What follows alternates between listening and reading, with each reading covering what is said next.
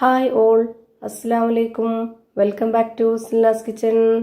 ഇന്നത്തെ റെസിപ്പി ഉരുളക്കിഴങ്ങ് വെച്ചിട്ട് നല്ല ടേസ്റ്റി ആയിട്ടുള്ള വെറൈറ്റി ആയിട്ടുള്ള ഒരു അടിപൊളി ഈവനിങ് സ്നാക്സിന്റെ റെസിപ്പിയാണ്. എത്ര കഴിച്ചാലും മടുപ്പ് വരില്ല. ഒരു തവണ ഉണ്ടാക്കി കഴിഞ്ഞാൽ പിന്നെ നമുക്ക് വീണ്ടും വീണ്ടും ഉണ്ടാക്കി കഴിക്കാൻ വേണ്ടി തോന്നും. ഇത് ഉണ്ടാക്കിയെടുക്കാനാണെന്നുണ്ടെങ്കിലും നല്ല സിമ്പിളാണ്. അതുപോലെ തന്നെ നല്ല ക്രിസ്പി ആയിട്ടുള്ള ഒരു ഐറ്റമാണ്.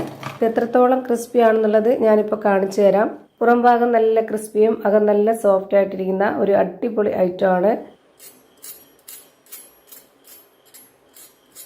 അപ്പോൾ ഇതെങ്ങനെയാണ് തയ്യാറാക്കുന്നതെന്ന് അറിയാനായിട്ട് വീഡിയോ സ്കിപ്പ് ചെയ്യാതെ മുഴുവനായിട്ടൊന്ന് കണ്ടു നോക്കണേ. റെസിപ്പിയിലോട്ട് കിടക്കുന്നതിന് മുമ്പായി സിൽനാസ് കിച്ചൺ ചാനൽ ആദ്യമായിട്ട് കാണുന്നവരാണെങ്കിൽ പ്ലീസ് ഒന്ന് സബ്സ്ക്രൈബ് ചെയ്തേക്കണേ. ഒപ്പം തന്നെ ഈ വീഡിയോസ് നിങ്ങൾക്ക് ഇഷ്ടപ്പെടുകയാണെങ്കിൽ ഒരു ലൈക്ക് ചെയ്ത് ഷെയർ ചെയ്ത് സപ്പോർട്ട് ചെയ്യാനും മറക്കരുത്. ഇനി നമുക്ക് ഇതെങ്ങനെയാണ് തയ്യാറാക്കുന്നതെന്ന് നോക്കാം.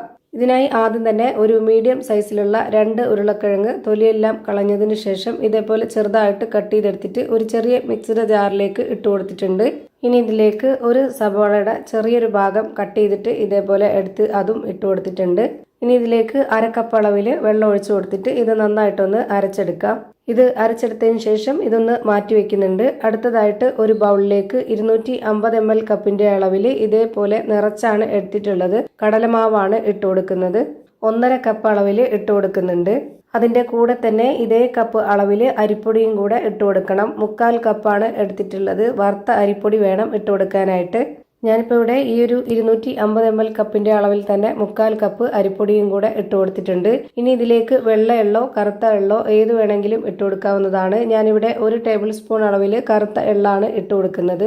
ഇനി ഒരു നുള്ള് ചെറിയ ജീരകവും വലിയ ജീരകവും ഇട്ട് കൊടുക്കുന്നുണ്ട്. ഇത് പൊടി ഉണ്ടെന്നുണ്ടെങ്കിൽ അത് ഇട്ട് കൊടുക്കാം, അല്ലാന്നുണ്ടെങ്കിൽ ഇതുപോലെ മുഴുവനെ ഇട്ട് കൊടുക്കാം. ഇനി ഇതുപോലെ ചെറിയൊരു സ്പൂൺ അളവിൽ 1 സ്പൂൺ മുളക് പൊടി ഇട്ട് കൊടുത്തു. ഒരു 1/4 സ്പൂൺ അളവിൽ മഞ്ഞൾപ്പൊടി, ഒരു നുള്ള് ഗരം മസാലപ്പൊടി, ഇനി ആവശ്യത്തിനുള്ള ഉപ്പ്. എരിവൊക്കെ ഓരോരുത്തരുടെ ഇഷ്ടത്തിനനുസരിച്ച് കൂട്ടിയും കുറച്ചൊക്കെ ചേർത്ത് കൊടുക്കാവുന്നതാണ്. ഇനി ഇതിലേക്ക് വെളുത്തുള്ളി ഇഞ്ചി ചതച്ചതാണ് ഇട്ട് കൊടുക്കുന്നത്. അതിന്റെ കൂടെ തന്നെ കുരുമുളകും കൂടെ ഒന്നിച്ച് ചതച്ച് നേരത്തെ തന്നെ വെച്ചിരുന്നതാണ്. അതുകൊണ്ടാണ് ഈ ഒരു കളറ്. അത് ഞാനിവിടെ 1/2 സ്പൂൺ അളവിൽ ഇട്ട് കൊടുത്തിട്ടുണ്ട്. അതിന്റെ കൂടെ തന്നെ ഒരു 2 പച്ചമുളക് കട്ട് ചെയ്തതും കുറച്ച് കറിവേപ്പിലയും മല്ലിയിലയും ഇട്ട് കൊടുത്തിട്ടുണ്ട്. ഇനി നമ്മൾ നേരത്തെ അരച്ചു വെച്ചിരുന്ന ആ ഒരു കിഴങ്ങിന്റെ മിക്സ് ഇതിലേക്ക് മുഴുവനായിട്ടും ഒഴിച്ചു കൊടുക്കുന്നതാണ്. ഇനി ഇതെല്ലാം കൂടി നന്നായിട്ടൊന്ന് യോജിപ്പിച്ചെടുക്കാം. ഇതിലേക്ക് ഇനി വെള്ളം ആവശ്യമുണ്ടോ എന്നുള്ളത് നമുക്ക് നോക്കിയിട്ട് ഒഴിച്ചു കൊടുക്കാവുന്നതാണ്. ഇതിപ്പോൾ യോജിപ്പിച്ചുകൊണ്ടിരിക്കുമ്പോൾ തന്നെ നമുക്ക് അറിയാൻ പറ്റും കുറച്ചുകൂടെ ഒന്ന് ലൂസ് ആയിട്ടിരിക്കണം ഈ മാവ്. ഇപ്പോൾ കുറച്ച് ടൈറ്റ് ആയിട്ടാണ് ഇരിക്കുന്നത്. അപ്പോൾ ഇതിലേക്ക് കുറച്ച് വെള്ളം ഒഴിച്ചു കൊടുക്കാം. ഞാനിവിടെ മെഷർമെന്റ് കപ്പിന്റെ 1/4 കപ്പിന് അതിന്റെ പകുതിയായിട്ട് വെള്ളം എടുത്ത് ഒഴിച്ചു കൊടുത്തിട്ടുണ്ട്. ഇത്രയും മതി. ഇനി ഒന്ന് ഇത് യോജിപ്പിച്ചെടുക്കുമ്പോഴത്തേക്ക് നമുക്കിത് കറക്റ്റ് പരുവത്തിന് കിട്ടിയിട്ടുണ്ട്. ഇത്രയും മതി. ഇനി നമ്മുടെ കൈ വെള്ളത്തിലൊന്ന് മുക്കിയെടുക്കുകയോ അല്ലാന്നുണ്ടെങ്കിൽ കയ്യിൽ കുറച്ച് ഓയിൽ ഒന്ന് സ്പ്രെഡ് ചെയ്യുകയോ ചെയ്തതിന് ശേഷം ഇതിൽ നിന്ന് കുറച്ച് മാവ് എടുത്തിട്ട് ഇതാ ഈ ഒരു ഷേപ്പിൽ റെഡിയാക്കി എടുക്കാം. അതല്ലാന്നുണ്ടെങ്കിൽ മാവ് നുള്ളിയിട്ട് അങ്ങ് എണ്ണയിലേക്ക് ഇട്ട് കൊടുത്താലും മതി. ഞാനിപ്പോൾ ഇതാ ഇതുപോലെയാണ് ചെയ്തിട്ടെടുക്കുന്നത്. ഭയങ്കര സിമ്പിളാണ്. ഇനി ഇത് എണ്ണയിൽ ഫ്രൈ ചെയ്തെടുക്കുകയാണ് ചെയ്യുന്നത്. അതിനായിട്ട് ഞാൻ സ്റ്റവിലേക്ക് ഒരു കടായി വെച്ച് കൊടുത്തു. ഫ്ലെയിം ഓൺ ആക്കിയതിനു ശേഷം അതിലേക്ക് കുറച്ച് ഓയിൽ ഒഴിച്ചു കൊടുത്തിട്ടുണ്ട്. ഓയിൽ ഒന്ന് നന്നായിട്ട് ചൂടായിട്ട് വന്നപ്പോൾ ഒരു മീഡിയം ഫ്ലെയിമിലേക്ക് ഇട്ട് കൊടുത്തിട്ട് ഇതുപോലെ ഓരോന്നോരോന്നായിട്ട് ഇട്ട് കൊടുത്തു. ഇനി ഇതേ ഫ്ലെയിമിൽ തന്നെ എല്ലാം ഫ്രൈ ചെയ്തെടുക്കാം. അപ്പോൾ എല്ലാം ഒരേ പരുവത്തിന് വെന്ത് നന്നായിട്ട് കിട്ടും.